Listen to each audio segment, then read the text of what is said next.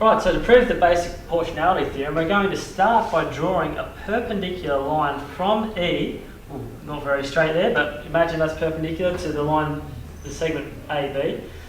And from here we can see that this height here, if we call this F, that EF will be the height for a few different triangles, and we can construct any lines that we like. So let's see if we can decide which triangles have EF as a perpendicular height. Alright, so we should have been able to see that certainly ADE has F as a perpendicular height, but maybe this one was difficult to spot. EBD, also this obtuse triangle, has, maybe if I do it in a different colour, this triangle here also has this as a perpendicular height, even though it lies outside of the triangle.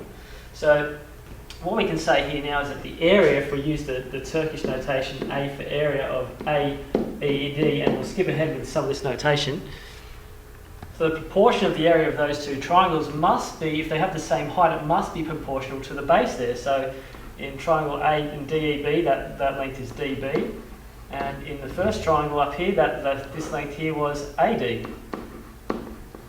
which we can see is the left-hand side of our statement we want to prove. So if we also do exactly the same thing on the other side and construct a perpendicular height here, this blue, and let's call it ABEFG, let's say, then the line DG would become the perpendicular height for which triangles? Okay, so we should have seen that we can again use this top triangle ADE and produce a nice height, but again, this obtuse triangle. Let's do it in red so we can see if we construct this line DC, then we can make an obtuse triangle that also has this as a perpendicular height. So we can compare the areas. Again, we'll skip ahead for the notation. So the ratio of those areas, EDA, this base length here, AE, and for the triangle in the lower section, the base of the obtuse triangle there, EC. And we can see here that that is the right-hand side for our proportion. So if we can show that the areas are equal, then we'll be finished.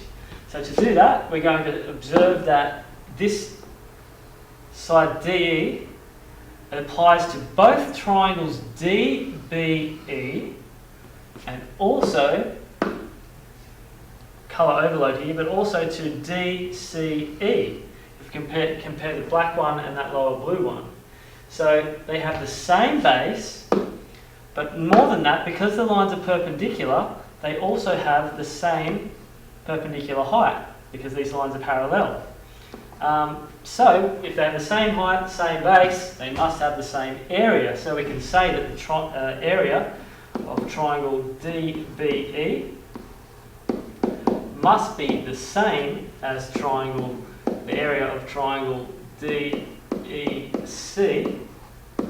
So this triangle here must be the same as this area of this triangle here, and these two triangles are the same triangle.